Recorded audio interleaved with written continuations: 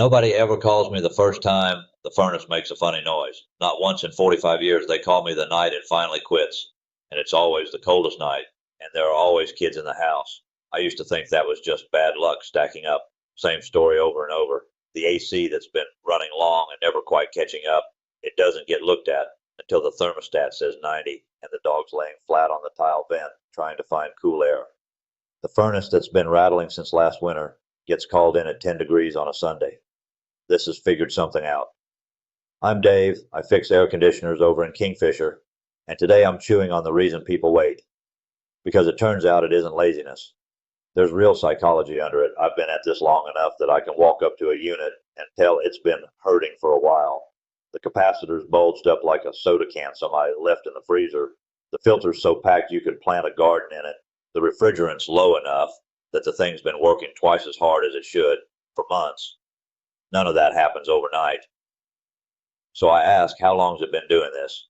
And the answer is always some version of, oh, a while. 6 months. Since last summer. My husband said it seemed fine to him. I don't ask that to make anybody feel small. I ask because I hear it from just about everybody. And when something's that common, there's a reason sitting underneath it. The researchers have a name for the first piece. They call it optimism bias. Plain talk, it means you figure the bad stuff happens to other people, not you. Your furnace probably won't die. Your truck probably won't throw a rod. Your body's probably fine. That's the other guy's problem. You'll be okay. That's not you being dumb. That's just how the human head is wired, and it's wired that way on purpose. People who lean optimistic take more swings. They stick with things longer. They bounce back quicker. Nature kept that setting because on average it helps you. The catch is it also talks you out of taking a real specific warning seriously, like the noise your system's been making since June. Then there's a second piece. They call it normalcy bias. Once something's been a certain way long enough, your brain files it under normal and quits flagging it. The AC runs long? Well, it's run long since last year. That's just how it runs now. The furnace kicks on and off 3 times before it catches? That's just what it does when it's cold.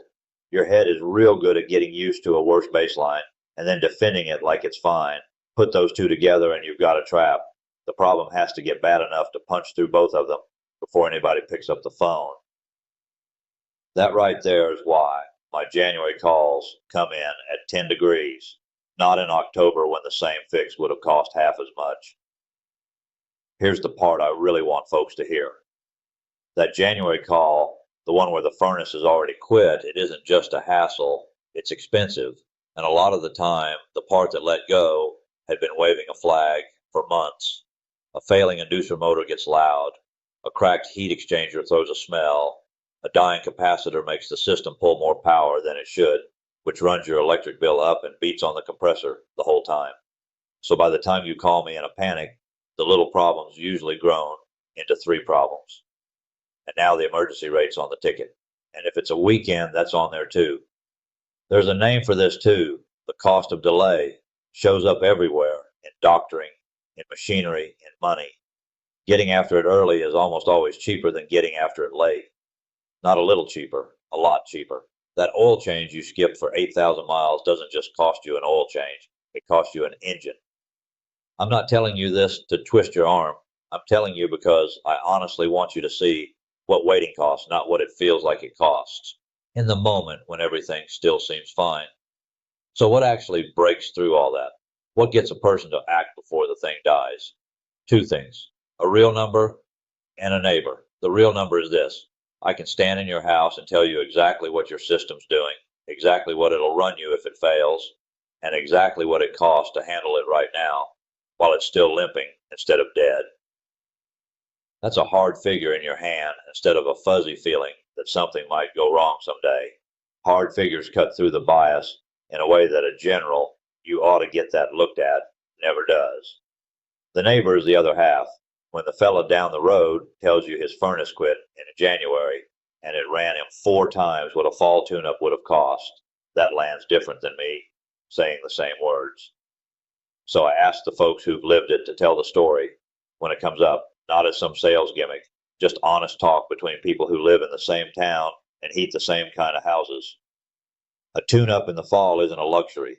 It's getting in there while the system's still telling you what it needs, instead of it telling you at the worst possible minute. So here's what I figured out. Waiting till it breaks isn't laziness and it isn't ignorance. It's your brain doing the exact job it was built to do. Optimism bias saves you from a mountain of worry you'd otherwise carry around all day. Normalcy bias keeps you from losing your mind over every little change. Trouble is, a furnace doesn't care one bit about your brain wiring. It just runs till it doesn't. The people I've watched handle this the best over 45 years, they're the ones who decided maintenance is a line in the budget, not a surprise. They call in the fall, they get the tune up.